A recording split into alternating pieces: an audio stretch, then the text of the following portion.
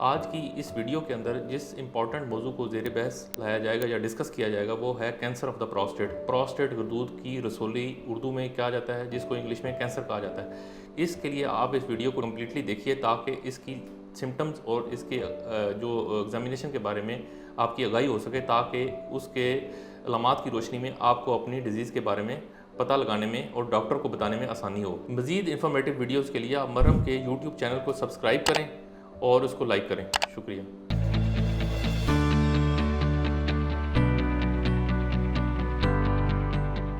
अस्सलाम वालेकुम, मेरा नाम डॉक्टर अत्तर महमूद है। मैं assistant professor urology SIMS services hospital Lahore काम कर रहा हूँ। मेरी स्पेशलिटी गुर्दे और मसाने से सर्जरी से रिलेटेड तमाम बीमारियों की है। क्या आप मरहम की सर्विसेज अवेल करना चाहते हैं तो आज ही गूगल करें हेल्प मी मरहम और घर बैठे डॉक्टर की अपॉइंटमेंट बुक कराएं, या फिर ऑनलाइन वीडियो कंसल्टेशन के थ्रू अपने डॉक्टर से ऑनलाइन बात करें और मेडिसिन और लैब टेस्ट के ऊपर डिस्काउंट भी हासिल करें। आज की इस वीडियो के अंदर जो इम्पॉर्टेंट मौजू डिस्कस किया जा रहा है वो है कैंसर ऑफ द प्रोस्टेट या प्रोस्टेट गदूद की रसोली। ये एक ओल्ड एज के अंदर सबसे कॉमन जो कैंसर है मर्दों के अंदर जो देखा गया है वो कैंसर ऑफ द प्रोस्टेट है।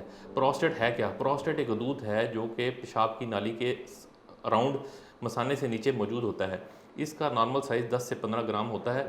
जब ये बड़ा होता है तो इसका साइज़ 15 ग्राम से ज़्यादा हो जाता है। इसकी दो कंडीशंस होती हैं जो बहुत कॉमन है। सबसे कॉमन इसको कहा जाता है BPH, जिसके अंदर प्रोस्टेट की इन्लार्जमेंट हो जाती है या प्रोस्टेट बड़ा हो जाता है लेकिन उसके अंदर कैंसर नहीं होता।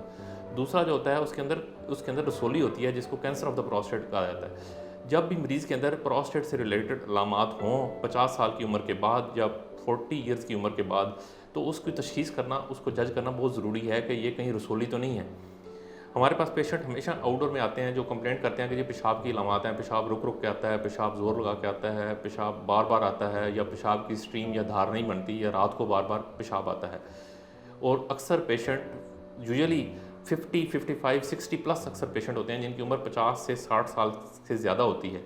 लेकिन देखा गया है पिछले 8 से 10 साल में कि इसकी एज लिमिट अब कम होती जा रही है। इवन 45 साल की उम्र में भी प्रोस्टेट की अलामात के साथ पेशेंट आउटडोर में प्रेजेंट करते हैं। तो आज जिसकी डिस्कशन करनी है हम है कैंसर प्रोस्टेट। उसको दूसरी जो नॉर्मल प्रोस्टेट से कैसे डिफ्रेंशिएट किया जाता है या कैसे डिफ्रेंशिएट किया जाता है। सबसे पहले पेशेंट को ये जानना ज़रूरी है कि उसकी फैमिली में किसी को प्रोस्टेट कैंसर का मसला तो नहीं हुआ।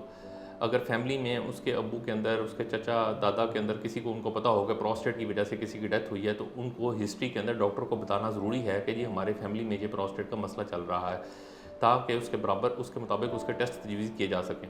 जब भी पेशाब की ऐसी अलामात हों तो डॉक्टर को जाकर बताएं कि ये अलामात हैं और मेरी फैमिली के अंदर भी ये डिज़ीज़ है, अगर वो मौजूद है, अगर नहीं तब भी बता दिया जाए।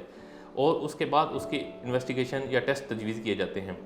तो इसके अलावा इसके साथ जो कैंसर ऑफ द प्रोस्टेट की ऐसी अलामात जो कि दूसरे नॉर्मल प्रोस्टेट से जो डिफ्रेंशिएट करती हैं, उसमें होता है कि पेशेंट को कमज़ोरी होती है, पेशेंट को हड्डियों के दर्द भी बायस भी बनते हैं, चलने फिरने में भी डिफ़िकल्टी हो सकती है, या पेशेंट को चलने फिरने का भी मसला हो सकता है। या कई बार पेशेंट प्रेजेंट कर जाते हैं हड्डी के डॉक्टर के पास जिसमें 60 ईयर्स के प्लस के जो मेल्स होते हैं उसमें हड्डी का फ्रैक्चर होता है, जो कूल्हे की हड्डी का फ्रैक्चर, जो बाद में टेस्ट कराएं पता लगता है जी कि उसकी कैंसर ऑफ द प्रोस्टेट एक वजह बन रही है जिसकी वजह से हड्डियाँ कमज़ोर हो जाती हैं और वो ज़ाहिर हो जाता है। इसके लिए सबसे पहले टेस्ट कराना, उसी तरह रूटीन में टेस्ट करवाए जाते हैं। पेशाब का टेस्ट, यूरिन कल्चर, अल्ट्रासाउंड और ये सारे टेस्ट, प्रोस्टेट का साइज़ तजवीज़ किया जाता है और प्रोस्टेट की वजह से मसाने में पेशाब कितना रुकता है।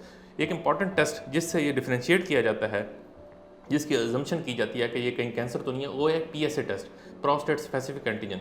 ये जानना बड़ा ज़रूरी है कि ये टेस्ट कब करवाना चाहिए और किन लोगों में करवाना चाहिए। इसके बारे में एक तो अगर फैमिली हिस्ट्री पॉजिटिव हो तो कोई भी प्रोस्टेट का मसला हो, चाहे वो सिंपल इन्वायरमेंट ही हो, तो PSA कराना बहुत ज़रूरी है। PSA की नॉर्मल रेंज 0 से 4 तक होती है और प्रोस्टेट के साइज़ के हिसाब से कुछ ज़्यादा भी हो जाती है। जब भी प्रोस्टेट इस PSA 4 से ज़्यादा हो और फिर उसको 2 हफ्ते बाद, 3 हफ्ते बाद, महीने बाद डॉक्टर दोबारा तजवीज़ करते हैं PSA का लेवल चेक किया जाए। अगर फिर भी ज़्यादा रहे तो उसको जानना ज़रूरी है, क्योंकि ये एक बायोकेमिकल टेस्ट है, ये तो ब्लड के अंदर PSA की डिटेक्शन होती है। लेकिन इसको चेक करने के लिए, कंफर्म करने के लिए कैंसर है, उसमें प्रोस्टेट गदूद का टुकड़ा लिया जाता है जो कि 2 मुख्तलिफ तरीक़ों से, या तो पेशाब की नाली के ज़रिए गदूद निकाल के लिया जाता है या पखाने की नाली से गदूद का टुकड़ा एक नीडल के ज़रिए लिया जाता है। उसके टेस्ट करवाए जाते हैं कि कैंसर तो नहीं है।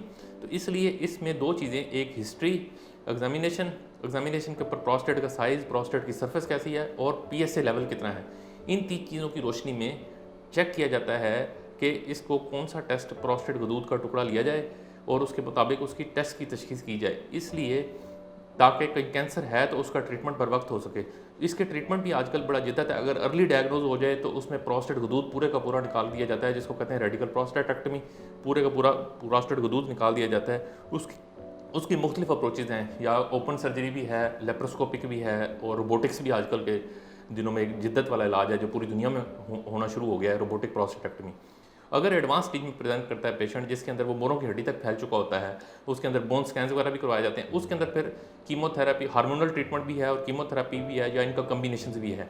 तो ये मौजूद तो बहुत तफसील इसकी बहुत ज़्यादा है। इस शॉर्ट वीडियो के अंदर कम से कम मेरा ये मैसेज था कि इससे आपको आगाही हो जाए कि किन पेशेंट्स में ये नॉर्मल प्रोस्टेट होता है और किस में कैंसर होता है, और किस वक्त ये डॉक्टर को रिपोर्ट करना चाहिए, और ताकि डॉक्टर जो टेस्ट तजवीज़ करे फ़ौरन ताकि करवा लें, ताकि उसके ट्रीटमेंट में और उसकी जल्दी तशखीस में आसानी हो। इस टॉपिक के मुतालिक अगर कोई भी सवाल हो, कोई भी क्यूरी हो, आप नीचे कमेंट सेक्शन में पूछ सकते हैं, या मेरे से अपॉइंटमेंट के लिए आप मरहम के प्लेटफॉर्म के थ्रू मुझसे अपॉइंटमेंट ले सकते हैं। शुक्रिया।